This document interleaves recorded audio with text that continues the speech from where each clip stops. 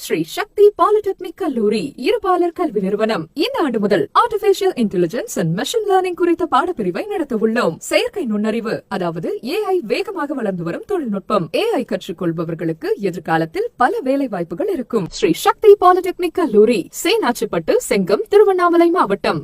ஒன்று சேர்க்கணுங்கிறவங்க எல்லாருமே சொல்றது நல்ல கருத்து தான். அது வரவேற்கத்தக்க ஒன்று தான்.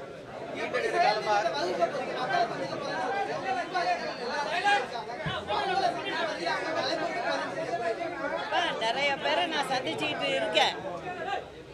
உங்களுக்கெல்லாம் இன்னும் சொல்லலை, அவ்வளோதான். ஆமாம் ஆமாம் ஆமாம் ஆமாம் சந்திச்சு எப்போ சந்திச்சுட்டு தான் இருக்கேன்.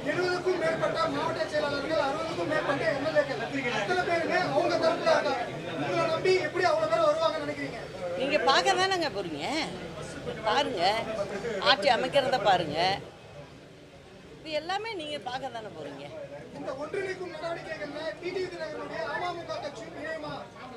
நீங்க எல்லாமே பார்க்க தானே போறீங்க. நான் சொல்லுவது அனைத்து இந்திய அண்ணா திராவிட முன்னேற்ற கழகத்திலேருந்து 4 இடத்துல பிரிஞ்சு இருக்கலாம், எல்லாரும் ஒன்றா வந்து ஒன்றா தான் செயல்படும்.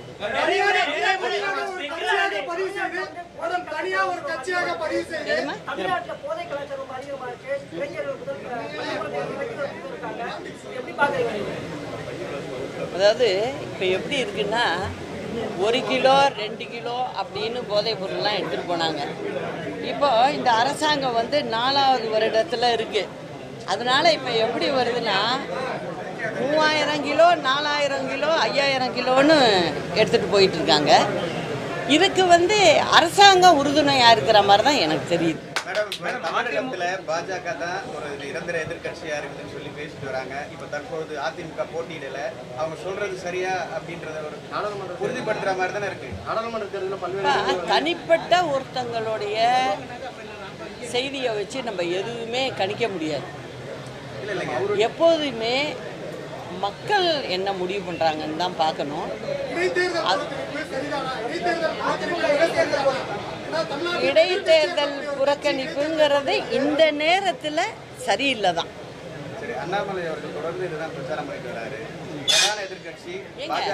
ஒவ்வொரு கட்சியிலையும் ஒரு தலைவர்னு போட்டிருப்பாங்க. அவங்க கட்சியை நடத்தணும், அவங்கவுங்க சொல்லுவாங்க தான். அதையெல்லாம் நம்ம எடுத்துக்கிட்டு பேச முடியும். அதிமுக போட்டியிடாத சூழல் தான் இந்த கேள்வி எழுது. உண்மையிலேயே பிரதான கட்சி எது அப்படின்றது? பிரதான கட்சின்னா அனைத்து இந்திய அண்ணா திராவிட முன்னேற்ற கழகம் தான். அவங்க நிற்கலேன்னு சொன்னது பெரிய தவறு தான்.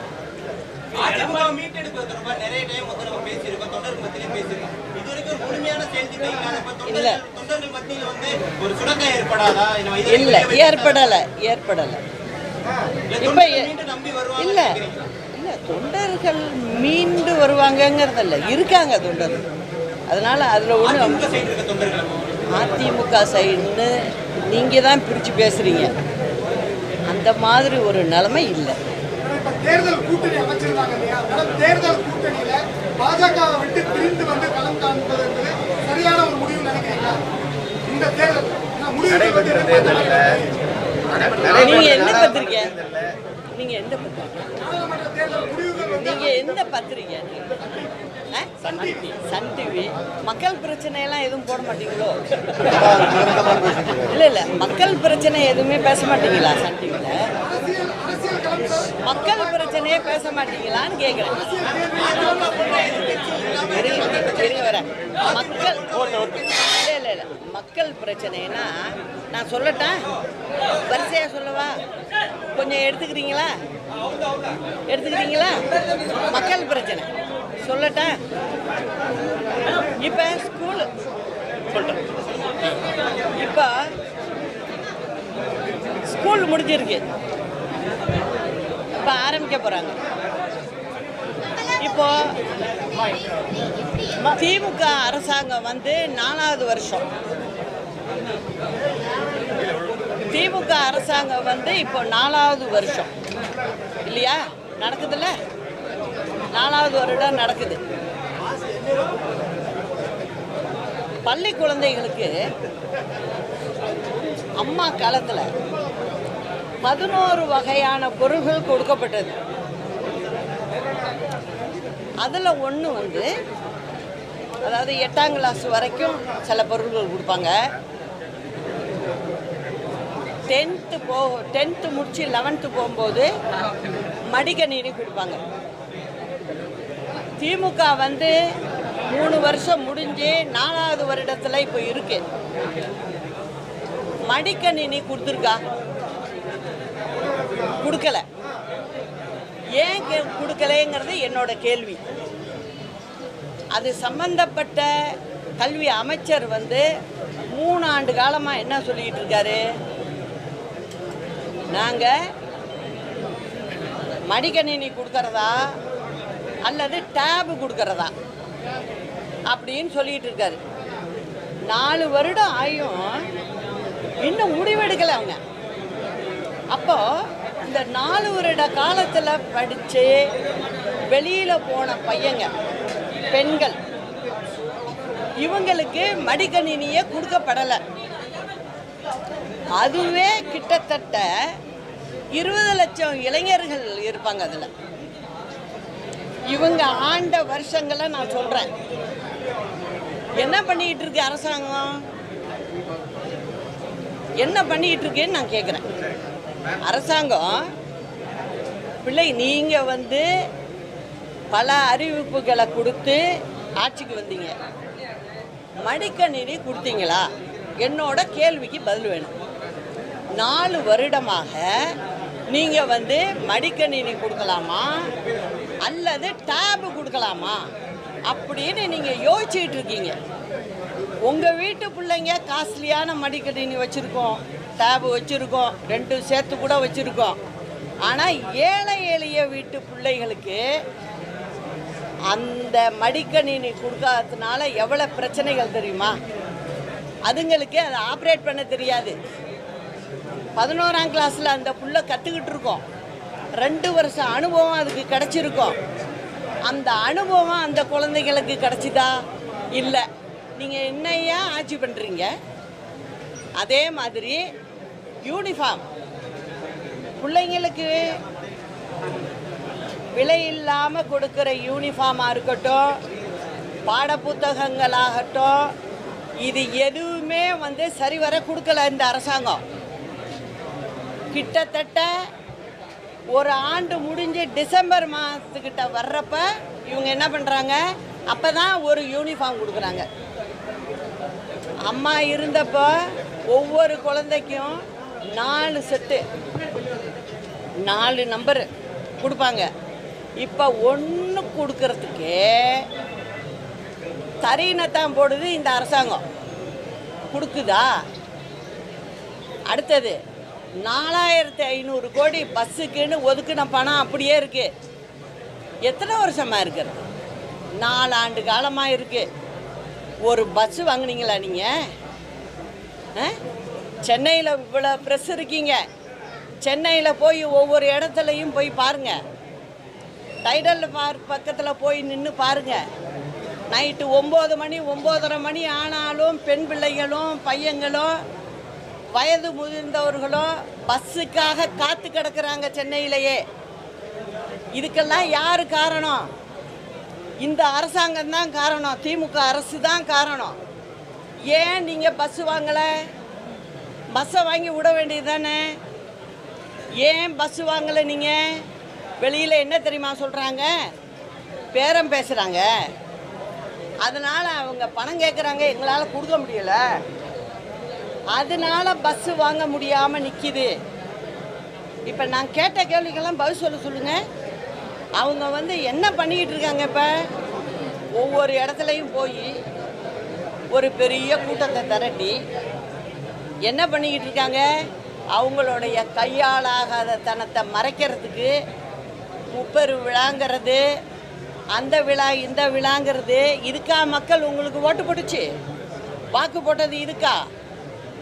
இன்னைக்கு போய் பாருங்கள் சிட்டியில் நைட்டு யாரும் போய் ஒரு பெண்களாக இருக்கட்டும் இளைஞர்களாக இருக்கட்டும் வேலை பார்த்துட்டு வீட்டுக்கு எத்தனை மணிக்கு போய் சேர்றது, எத்தனை மணிக்கு போய் சாப்பிட்றது, எத்தனை மணிக்கு படுக்கிறது, மறுநாள் டியூட்டிக்கு எத்தனை மணிக்கு வந்து சேர்றது? இந்த லட்சணமாக போயிட்டுருக்கு அரசாங்கம். நீங்கள் அவங்களோட பத்திரிக்கை, அவங்க சப்போர்ட் பண்ணுற டிவி என்ன பண்ணுறீங்க? வேற ஏதோ கேட்டுக்கிட்டு இருக்கீங்க. இதெல்லாம் உங்களுக்கு போக முடியலை. உங்களுக்கு எதிர்கட்சி தலைவர் கேட்க வேண்டிய கேள்வி அவர் கேட்கலன்னா நான் எதிர்கட்சி தான் நான் கேட்குறேன்.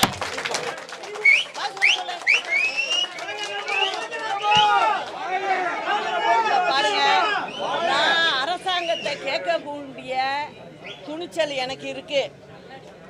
எனக்கு வலி இருக்கு, மடியில கனம் இல்லை, வலியில பயம் இல்லை.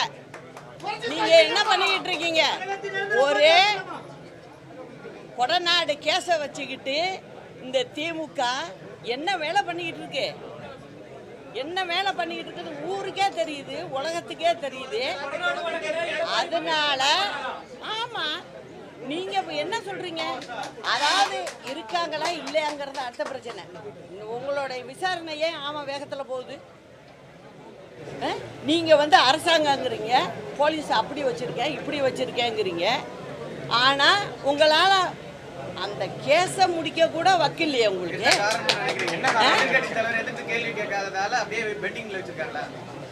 அது என்னன்னு நீங்க தான் அதை பார்க்கணும், பிரஸ் தான் பார்க்கணும். அதாவது நான் திருப்பி சொல்றது, தேர்தல் கொடநாடுன்னு வருது பேச்சு. அதை சொல்றது யாரு? பொறுப்புள்ள ஒரு முதலமைச்சர் சொல்றாரு. ஆனால் அந்த கேஸை ஏன் அவர் நடத்த மாட்டாரு?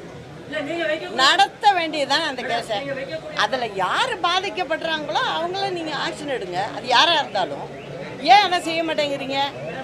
அதே போல தான் நான் சொல்கிறேன். திரும்ப அரசாங்கம் சரியாக நடக்கலைங்கிறத நான் ஓப்பனாக குற்றச்சாட்டாகவே நான் வைப்பேன். அதற்கு அவங்கள பதில் சொல்ல சொல்லுங்கள். நீங்கள் என்ன பதில் சொல்கிறீங்க? நீங்கள் பழைய கதையை பேசிக்கிட்டு போகிறீங்க. எவ்வளோ அன்னைக்கு நீங்கள் அதை வச்சுக்கிட்டு ஓட்டுவீங்கிறத நான் பார்க்க தானே போகிறேன். அது நடக்குது தம்பி, நீங்கள் கவலையே படாதீங்க. அது நல்லபடியாக நடக்குது. அதான் நான் என்ன சொல்கிறேன்னா, ஏங்க அவர் பேசுனா நான் அதை கேட்டுக்கிட்டு சும்மா வாயை பற்றிக்கிட்டு உட்காந்துருக்கீங்களா? கேட்கறது இந்த பாருப்பா தம்பி, வந்து சன் டிவியில் இருக்கலாம், இருங்க, வேண்டான்னு சொல்லலை. ஆனால் பொதுமக்கள் கஷ்டப்படுறதையும் கொஞ்சம் சொல்லுங்கப்பா வெளியில. அதாவது இவ்வளோ பிள்ளைங்க வந்து கஷ்டப்பட்டுக்கிட்டு இருக்கு. அதை பற்றி வாய் திறக்க மாட்டேங்கிறீங்க ஒரு பிரஸும். சும்மா வந்து முப்பரு விழாவை எடுத்துக்கிட்டு போட்டுக்கிட்டு உட்காந்துருக்கீங்க. இது ரொம்ப நாட்டுக்கு தேவை பாருங்க. அது வேணா அவங்க வீட்டுக்கு தேவையாக இருக்கலாம், நாட்டுக்கெல்லாம் தேவை கிடையாது. நாட்டுக்கு நீங்கள் என்ன செய்கிற அதுதான். முன்னாள் நிதியமைச்சர் ப. சிதம்பரம் வந்து இந்த விக்கிரவாண்டி தேர்தலில் அதிமுக புறக்கணித்ததுக்கு பாஜகவும் ஒரு காரணம் அப்படின்ற ஒரு டீட்டெயில் நான் சொல்கிறேன். திமுக தான் காரணம்.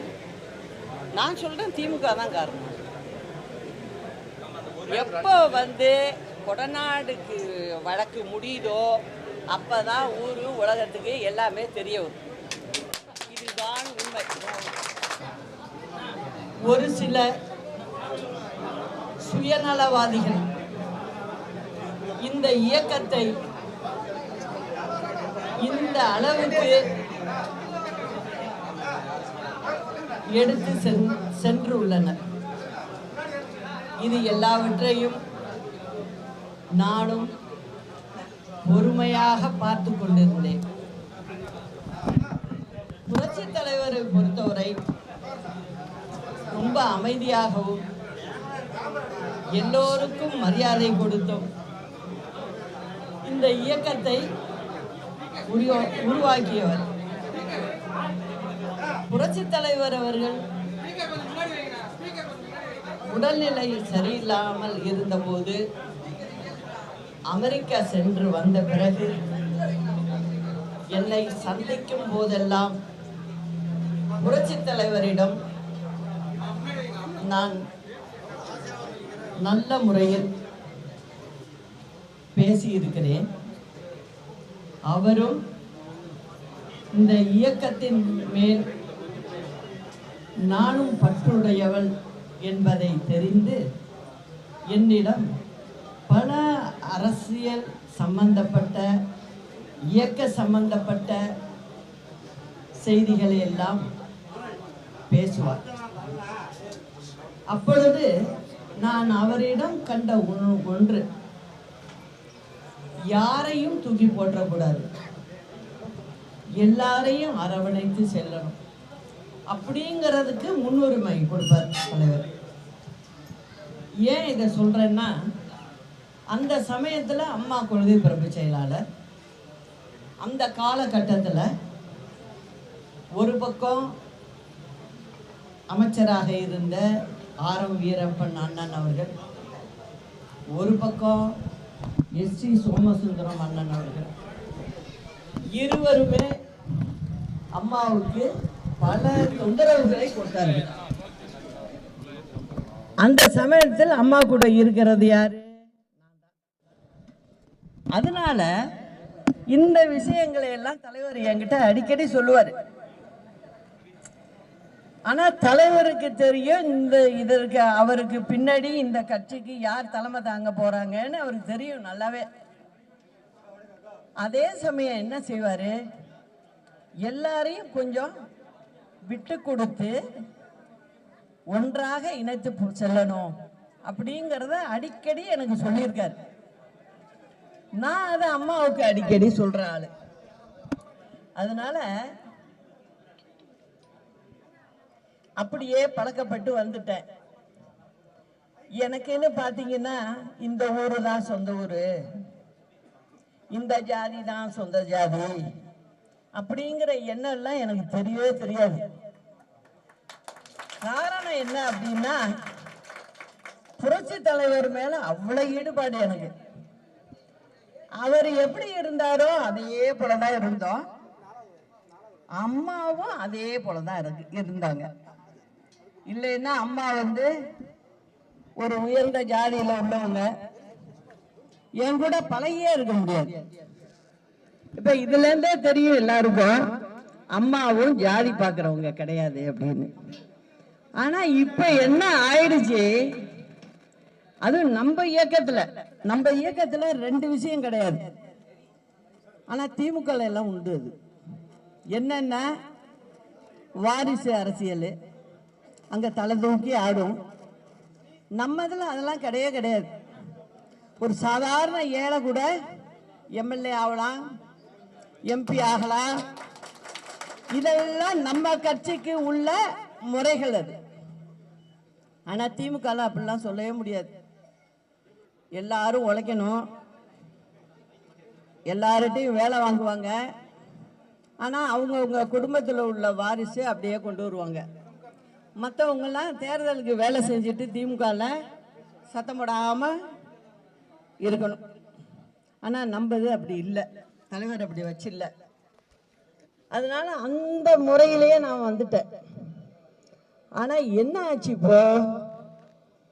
இப்ப நம்ம இயக்கத்துல நான் முதல் கேள்விப்படுறேன். இப்போ ஒரு குறிப்பிட்ட ஜாதி அப்படின்னு நினைச்சு அவங்க என்ன பண்றாங்க, ஜாதி அரசியலுக்குள்ள போறாங்க.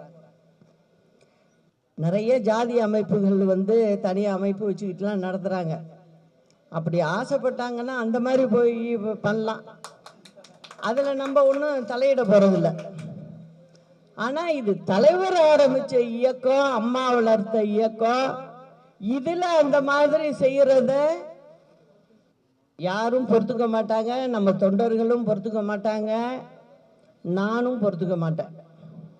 நான் அப்படியெல்லாம் நினைச்சிருந்தா நான் ஏன் பெங்களூர் போறப்ப இவருக்கு முதலமைச்சர் பதவி கொடுத்துட்டு போறேன்? நான் ஜாதி பார்த்திருந்தா அதை செஞ்சிருப்பனா? நான் ஜாதி பார்க்கல. நம்மளுக்கு மேற்கு மாவட்ட மக்கள் தலைவருக்கு தொடர்ந்து ஆதரவு தெரிவித்த மக்கள், எல்லாத்துக்கும் ஒரு வாய்ப்பு கொடுக்கணும் அப்படின்னு நினச்சி தான் நான் செஞ்சேன். சரி, அது எல்லாம் இருந்துட்டு போகுது. ஆனால் இப்போ இன்னைக்கு நிலைமை என்ன? அனைத்து இந்திய அண்ணா திராவிட முன்னேற்ற கழகம் 3வது இடத்துக்கும் 4வது இடத்துக்கும் போயிருக்கு, டெபாசிட் போயிருக்கு. இதுக்கெல்லாம் என்ன காரணம்?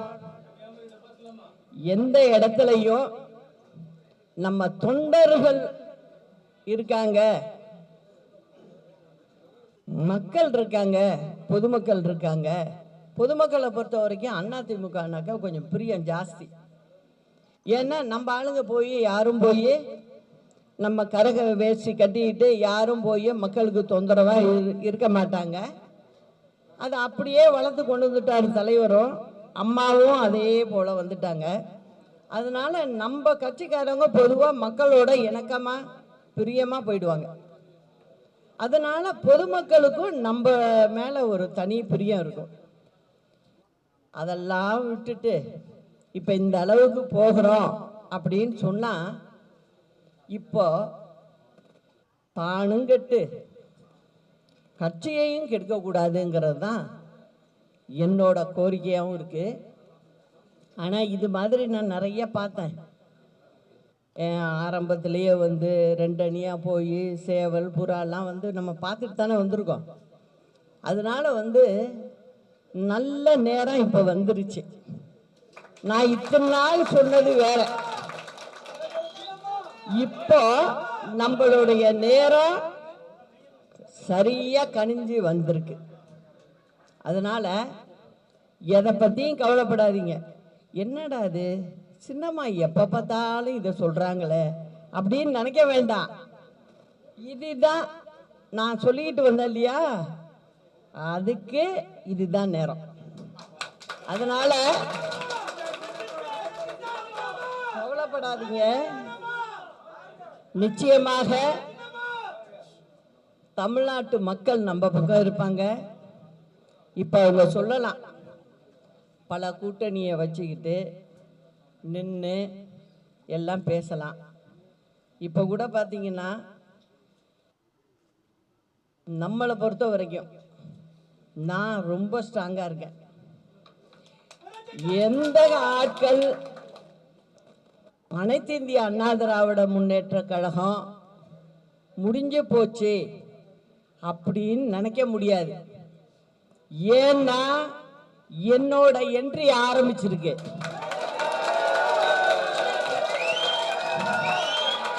அதனால நம்மளா என் பின்னாடி தொண்டர்கள் இருக்கீங்க, தமிழ்நாட்டு மக்கள் இருக்கு எனக்கு. அதனால 26ல் நிச்சயமா அம்மாவினுடைய ஆட்சி இங்க தமிழ்நாட்டில் அமைப்போம். அதுவும் தனிப்பெரும் கட்சியாக அமைப்போம் அப்படிங்கிறதையும் நான் இன்னைக்கு சொல்லிக்கிறேன். நான் எப்போதுமே ரொம்ப பேச மாட்டேன், முக்கியமான நேரத்தில் மட்டும்தான் குரல் கொடுப்பேன். அந்த சமயம் இப்போ வந்துருச்சு.